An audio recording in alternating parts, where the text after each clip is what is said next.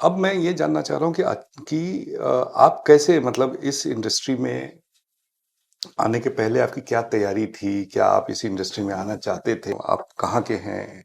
देखिए, तैयारी का तो कुछ नहीं था। तैयारी तो बहुत ज़्यादा नहीं थी। मैं मध्य प्रदेश का हूँ। टीकमगढ़ एक जगह है, छोटी सी, छोटा सा एक शहर है। हुँ, वहाँ से मैं बिलोंग करता हूँ। हुँ, वहीं पे मेरी शुरुआत पढ़ाई हुई। फिर उसके बाद फिर एक और ट्राइबल एरिया है, वहाँ मेरे फादर पोस्टेड थे। हुँ। मंडला डिस्ट्रिक्ट एक है वहाँ पे।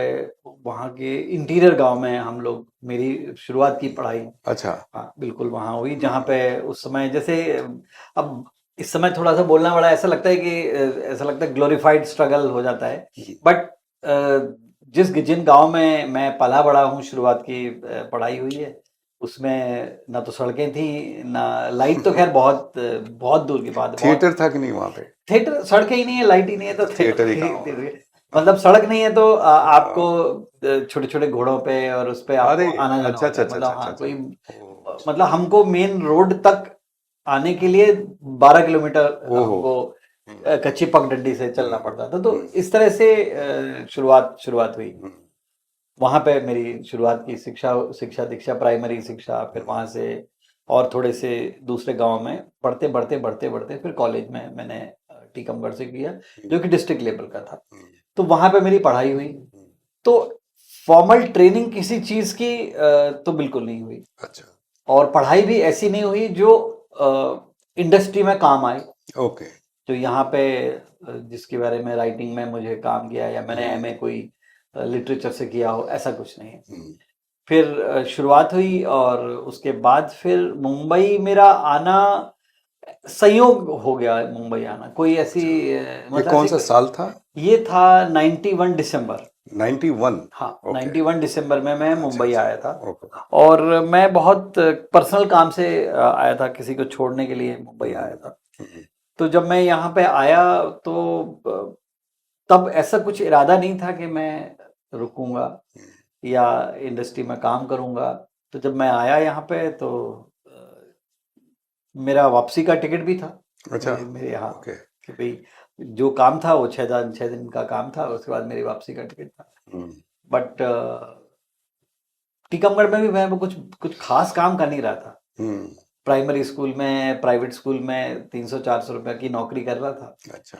तो वो भी ठीक था, बट ऐसा लगा कि जब मुंबई आके ऐसा लगा कि हुँ, यहाँ पे इतने सारे लोगों का जब जब भाग्य अच्छा। चेंज होता समंदर है। समंदर देखा आपने पहली बार? तो मैंने पहली बार, एक्चुअली पहली बार मैंने बहुत सी चीजें पहली बार अच्छा, देखी। बहुत सारी चीज़ें पहली हाँ, बार देखी। समंदर हाँ, तो खैर अपने आप में एक हाँ, मेस्मराइजिंग हुँ, चीज थी।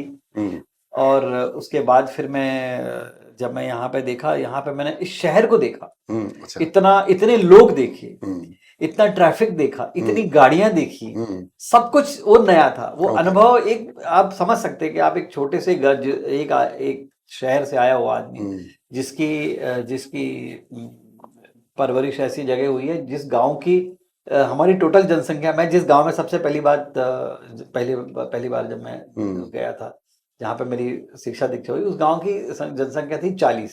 40 लोग थे। हाँ, 40 लोग थे टोटल। अच्छा, ठीक है, वो भी दूर दूर गांव जो यहाँ पे एक में, बस में बैठे होते होंगे। हाँ, एक बसे में। फिर उसके बाद जब मैं एक बड़े शहर में आया, उस गांव से थोड़ा बड़े गांव में आया, हाँ, उस गांव में 100 जनसंख्या अरे थी। वाह! तो हमको लगा जैसे कोई बड़ी जगह आ गए, हुँ, 100 वाले में। हुँ, तो वहां से फिर जब अचानक देखा कि इतने सारे लोग, तो वो शहर ने मुझे बहुत बहुत प्रभावित किया।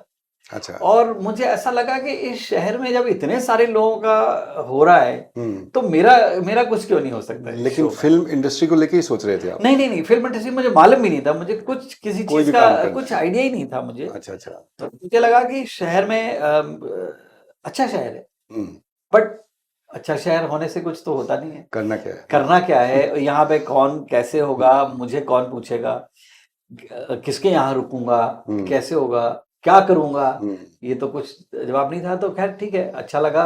हुँ, फिर सोचा कि चलिए वापस चले जाएंगे।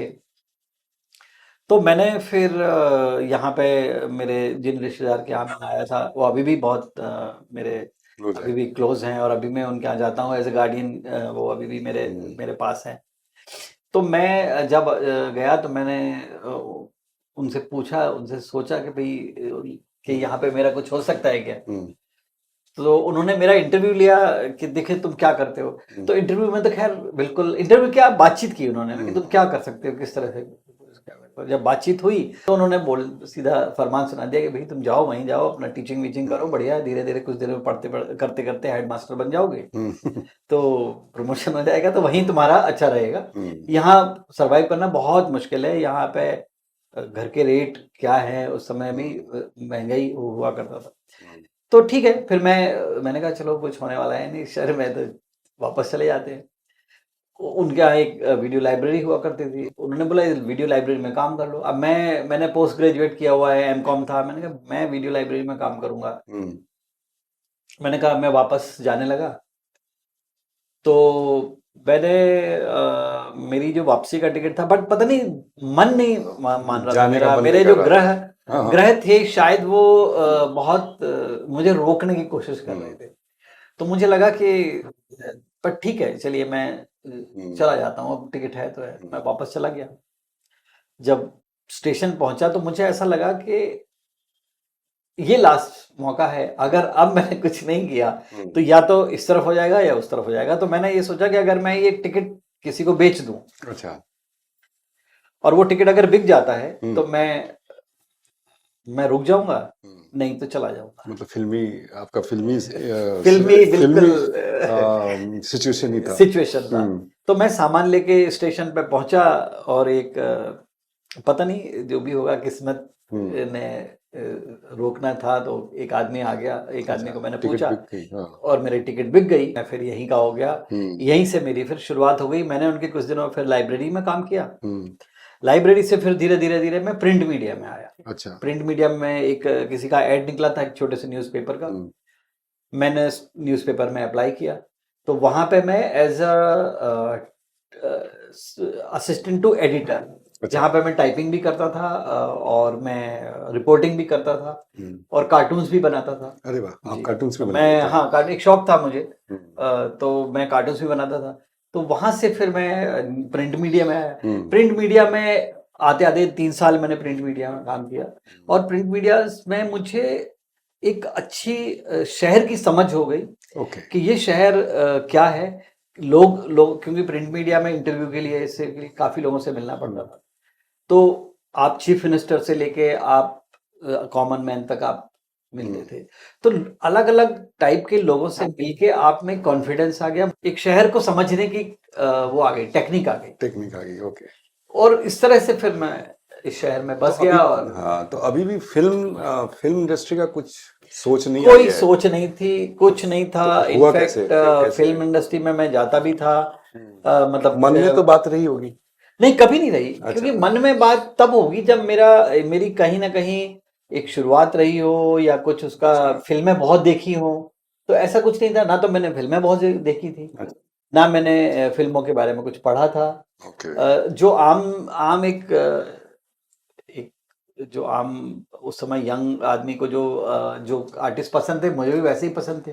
ऐसा कुछ ना तो पागलपन था कि किसी का क्रेज हो। अच्छा।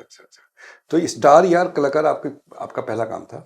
नहीं, मैं फिर वहां से फिर प्लस चैनल करके एक प्रोडक्शन हाउस हुआ करता था, जिसमें अमित खन्ना और महेश भट्ट ये दोनों ने मिलकर एक प्रोडक्शन हाउस शुरू किया था, प्लस चैनल। ये कौन से ईयर की बात? ये है 94 की बात है। 94 की बात। मैंने 91 से 94 तक अपना प्रिंट मीडिया में काम किया। 94 के एंड में प्रिंट मीडिया तक मुझे समझ में आ गया था कि इससे ज्यादा मेरा करियर आगे अब एक डेली रूटीन जैसा है, और मेरे में वो टैलेंट भी नहीं है कि मैं इसके आगे जा पाऊंगा। अच्छा। एक अपने आप की एक लिमिट, दायरा समझ में आ जाता है, अपने नेचर का समझ में आता है। तो वहां से फिर मैं एक एड निकला प्लस चैनल का, उनको उसमें असिस्टेंट डायरेक्टर चाहिए। अच्छा। तो मैंने वो अप्लाई कर दिया, उसका अप्लाई किया, तो वहां से कॉल आया, वहां मेरा इंटरव्यू हुआ और वहां पे मैं मेरा सेलेक्ट हो गया। अच्छा। तो इस तरह से मेरी इलेक्ट्रॉनिक मीडिया में प्लस चैनल के थ्रू मेरी शुरुआत हुई। जो प्लस चैनल उस समय अपने आप में 2 ही प्रोडक्शन हाउस हुआ करते थे, यूटीवी और प्लस चैनल। प्राइवेट चैनल शुरुआत हो गई, मतलब सोनी शायद आ चुका था, और जी टीवी भी आ चुका था। इसके स्टार बाद प्लस आ चुका स्टार था। प्लस आ चुका था, हाँ आ उस चुका समय आ चुका था, लेकिन ये सब ये बिल्कुल बिगनिंग के बिगनिंग लेवल में पे। थे। हाँ, तो ये दूरदर्शन अभी भी चल रहा है चल शायद। रहा था। ओके। तो मैं उस समय प्लस चैनल में आया, जो कि दूरदर्शन के लिए चित्रहार, मिर्च मसाला, अच्छा अच्छा, संगीत सितारे, ये सारे शो बड़ा बनाता था। प्रोडक्शन हाउस था हाँ, बहुत बड़ा प्रोडक्शन होता। Plus channel. अगर आज आप इंडस्ट्री में जो देख रहे हैं लोग, उसमें से 90% लोग प्लस चैनल के होंगे या यूटीवी के हैं। अच्छा, यूटीवी भी तभी था। तब था ओके। वो यूटीवी, लेकिन उस समय बिजनेस के शोज बना, अच्छा बिजनेस की प्रोग्राम बनाता था और इस तरह की शो, और ये एंटरटेनमेंट बनाते थे। मिर्च अच्छा मसाला, स्वाभिमान, जिसमें ये आशुतोष राणा, मिलिंद सोमन और मनोज वाजपेयी, ये लोग सारे उस पे से निकले हुए हैं। बाद में फिर धीरे धीरे धीरे धीरे धीरे बहुत सारे बालाजी और ऐसे बाद बालाजी में आए हुए, फिर बालाजी की सब। शुरुआत हुई, फिर मनीष गोस्वामी और सिद्धांत, सिनेविजन, ये बहुत सारी चीजें, सिनेविस्टा, ये बहुत सारे उस समय, फिर बाद में धीरे धीरे धीरे प्रोग्राम शुरू हुए। बट ये दो मेजर प्लेयर ये दो थे, अच्छा, प्लस चैनल प्लस चैनल और महेश। तो प्लस चैनल में आप एज एडी एज चले ए गए। एडी थे, तो एडी में मैंने करीब 2-3 साल वहां पे, 2 साल मैंने वहां पे काम किया। तो वहां पे कितने पैसे मिलते होंगे आपको? उस समय प्लस चैनल बहुत अच्छा, पेमेंट बहुत करता बढ़िया। उस समय मुझे 10,000 रुपए मिलते थे महीने के? महीने के। उस समय? उस समय 95 अरे के वाह, बाद, हाँ। तो वो मतलब अच्छा था, और बोनस वगैरह हमें अच्छा मिलता था, और रोज खाना मिलता था। तो 10,000 उस समय मिलना बहुत अच्छी बहुत बात है। अच्छी बात है। ये सिर्फ एडी के लिए? एडी के लिए था, और अच्छा बाकी लोगों का तो और हायर हायर सैलरी थी। प्लस अच्छा, चैनल बहुत अच्छा, मैं अपने आप में बहुत एडवांस समझ गया। वो था। आबिद यानी खन्ना की हाँ, जो विजन था हाँ, उस समय 95 में, मुझे याद है हम लोगों को ईमेल की ट्रेनिंग मिलती थी। हम्म, हम लोग बहुत, हमको समझ में नहीं आता था कि ईमेल होता क्या है, हम अच्छा, क्यों ट्रेनिंग दे रहे हैं, ये हमें क्या काम है हमें। हाँ, वो बोलते थे कि ईमेल तुम लोग सीखो, कैसे कंपोज करते हैं, कैसे भेजते हैं, इंटरनेट कैसे कनेक्ट करते हैं। उस समय हम लोग को 94 में ईमेल की ट्रेनिंग देते थे। एडवांस थे वो लोग काफी। एडवांस थे। जब जब फैक्स की और इसकी जमाना था ना, तब ईमेल की बहुत एडवांस था। तो फिर एज एन एडी फिर आपको फिर राइटिंग बनने का कैसे? तो राइटिंग का शायद कहीं ना कहीं एक कहीं ना कहीं एक वो जर्म्स थे। अच्छा, हाँ, क्योंकि प्रिंट मीडिया में मैं रह चुका था, तो अपने कॉलम्स वगैरह लिखता था, रिपोर्टिंग की जो पूरी जो देखा है वो मैं लिखता था। अगर मैच कोई कवर किया है तो मैच के बारे में पूरा लिखता था, अगर फिल्म कोई देखी है तो फिल्म के बारे में लिखता। तो शायद ये चीज मुझे राइटिंग की एक समझ थी शायद। तो इस वजह से फिर मैंने कहा राइटिंग मुझे शुरुआत करता हूँ। तो राइटिंग की शुरुआत में मैंने थोड़ा स्ट्रगल किया, क्योंकि शुरुआत में काम नहीं मिला। बट फिर मुझे बड़ा प्रोग्राम मिला, स्टार यार का लगा अच्छा, as a writer. Farida Jalal जी फरीदा थी? जलाल जी थी उसमें, हाँ। और अच्छा प्रोग्राम था। हाँ, एक स्टार, एक यार, एक कलाकार। एक कलाकार, दो ग्रुप होते थे। 2 ग्रुप होते थे।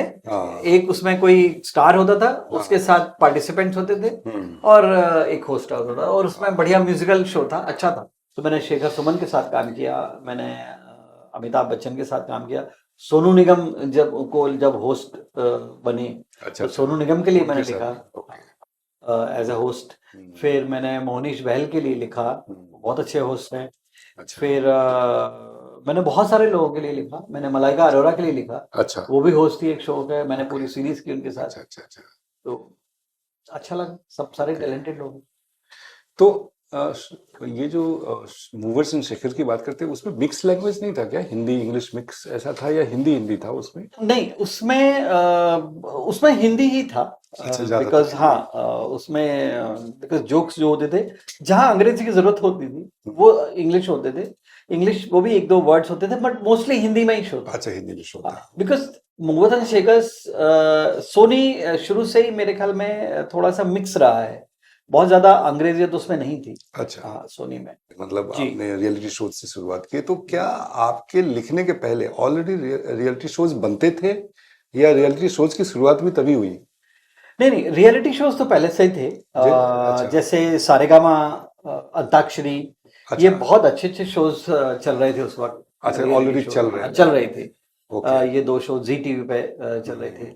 उसके बाद फिर लेकिन बहुत सारे वो भी बहुत ज्यादा क्विज कॉन्टेस्ट, ये सब अच्छा, चलते थे, मतलब कुछ शोज भी चलते थे। अच्छा, अच्छा, अच्छा। फिर इसके बाद बहुत बड़े फिर साजिद खान के कुछ शोज आते थे उस समय। हम्म, तो ये सारे शोज थे, बट उसमें मेरे ख्याल में वो कहीं ना कहीं वो एमटीवी और चैनल बी टाइप के शोज ज्यादा इंग्लिश होते थे। मीडियम इंग्लिश वाले इंग्लिश ज्यादा वाले थे, शोज ज्यादा थे। हाँ, हाँ, वो बहुत ज्यादा थे। Okay but okay. Reality shows तो शुरू से थे, हम्म, शुरू से थे। अच्छा अच्छा अच्छा। नहीं, शुरू से मतलब टीवी की शुरुआत भी तभी थी, प्राइवेट चैनल्स की हाँ, शुरुआत थी तभी। तभी हाँ, तो डीडी पे भी मेरे ख्याल में सिद्धार्थ बासु का ही आता था, क्विज टाइम आता था।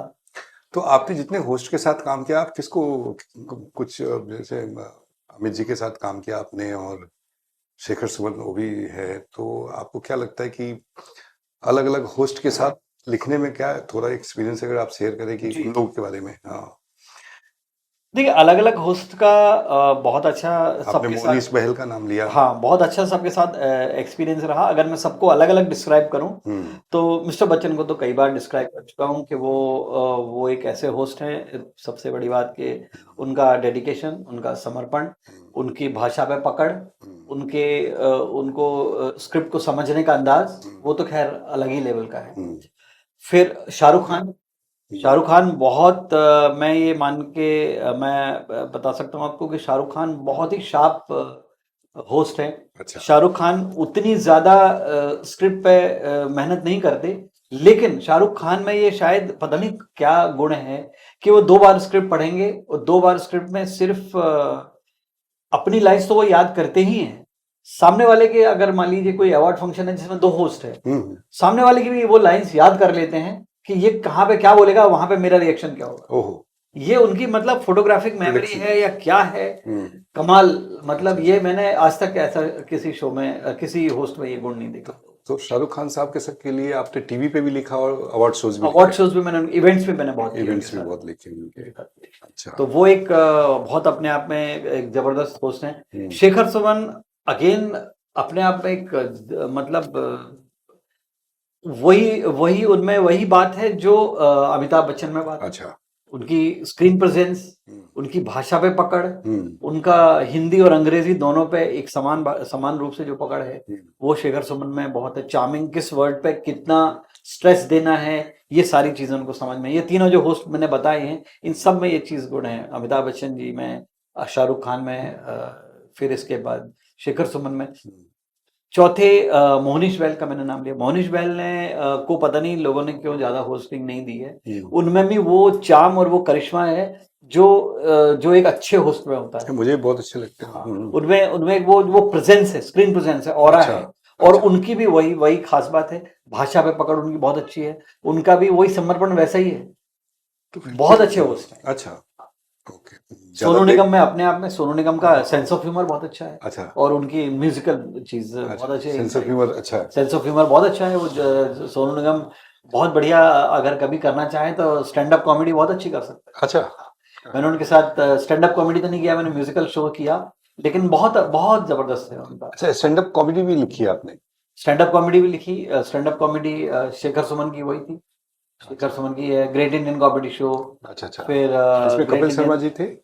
कपिल शर्मा उसमें एज ए कंटेस्टेंट थे। ऐसे कंटेस्टेंट? हाँ, तो वो आपने लिखी? हाँ, वो मैंने लिखा है। पहला सीजन पहला सीजन जिसमें ये सारे लोग उस समय इंट्रोडक्शन हुआ था। तो विनर कौन? सुनील पाल है, उसमें शेखर सुमन जज थे, सिद्धू, शेखर सुमन, हाँ, याद है, सिद्धू, हाँ। ये लोग जज थे। और कपिल शर्मा जी का बाल नहीं, और बाल नहीं थे, हाँ। और उसी के बाद आज उनका इतना अच्छा शो चल आज रहा है। वो बहुत बहुत अच्छा, बड़े बड़े